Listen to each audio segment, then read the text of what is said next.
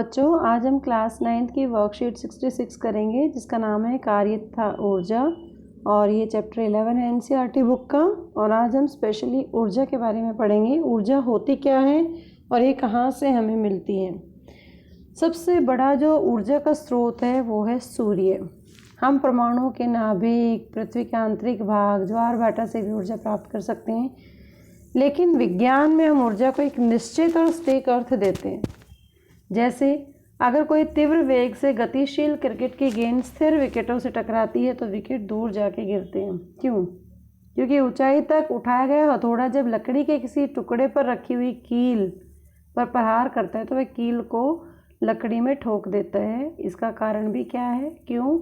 जब किसी गुब्बारे में हवा भरकर उसे दबाते हैं तो उसकी आकृति में चेंज आ जाता है।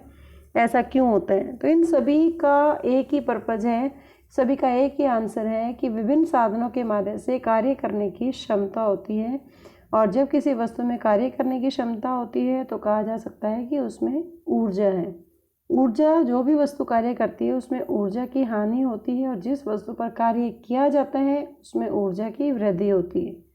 तो इसका मतलब ऊर्जा एक मात्रात्मक गुण है जिसे किसी वस्तु को कार्य करने के लिए या वस्तु को गर्म करने के लिए स्थानांतरित किया जाना चाहिए। इसीलिए ऊर्जा है क्या? जब किसी वस्तु में कार्य करने की क्षमता को ही ऊर्जा कहते हैं।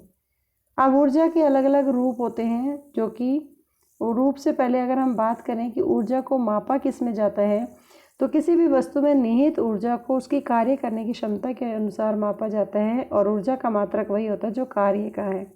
जैसे आपने पढ़ा कि जो वर्क डन है वो फोर्स और डिस्प्लेसमेंट का गुणनफल है। तो यहाँ पे आ जाएगा न्यूटन मीटर। और फोर्स का अगर हम फार्मूला लिखते हैं मास इंटू एक्सेलरेशन तो ये केजी मीटर पर सेकंड स्क्वायर इंटू सेकेंड। तो यहाँ पर ये आ जाएगा फार्मूला -2 सेकेंड स्क्वायर। तो 1 जूल है क्या? 1 जूल कार्य करने के लिए आवश्यक ऊर्जा की मात्रा 1 जूल कहलाती है। और कभी कभी हम बड़े मात्रक में जो घरों के अंदर यूज़ किया जाता है, जो बिजली का बिल आता है, उसको किलो जूल के अंदर भी इस्तेमाल किया जाता है। और 1 जूल बराबर है 1000 जूल के बराबर होता है।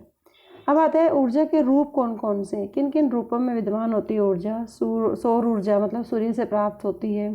प्रकाश ऊर्जा जैसे बल्ब जलता है। ऊष्मीय ऊर्जा जैसे लकड़ी जलाते हैं तो उसमें ऊष्मा निकलती है। रासायनिक ऊर्जा, रासायनिक ऊर्जा जैसे सेल के अंदर टॉर्च है वो जलती है, उसमें भी केमिकल और रासायनिक ऊर्जा है।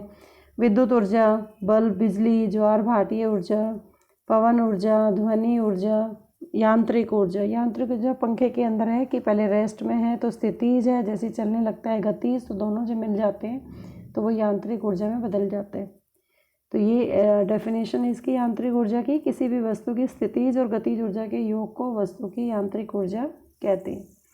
Now the time for the English medium students, and today's worksheet is worksheet 66 for the class 9th, and topic is energy from the chapter 11 work and energy.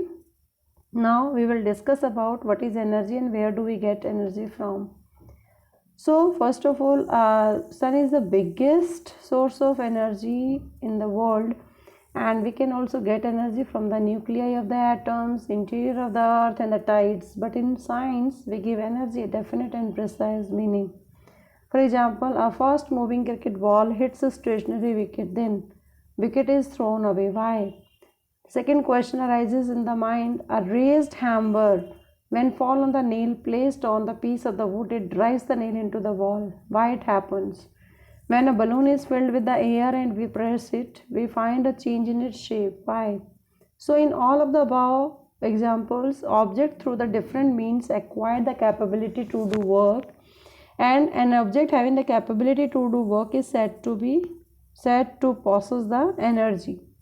So the object which does the work lose the energy. For example, hammer and the nail which gain an object on which work is to be done, that gains the energy. So energy is a quantitative property which may must be transferred by the object to the another object to perform the work or to produce heat in the objects. So what is the definition of energy? Energy is the ability of the object to do work. And Every object has their ability to do work, so they possess energy. Now, an object that possesses energy can do work, and the energy possessed by the object is measured in terms of its capacity of doing work. SI unit of energy is also joule, as that of the work, and 1 joule is the energy required to do 1 joule of the work.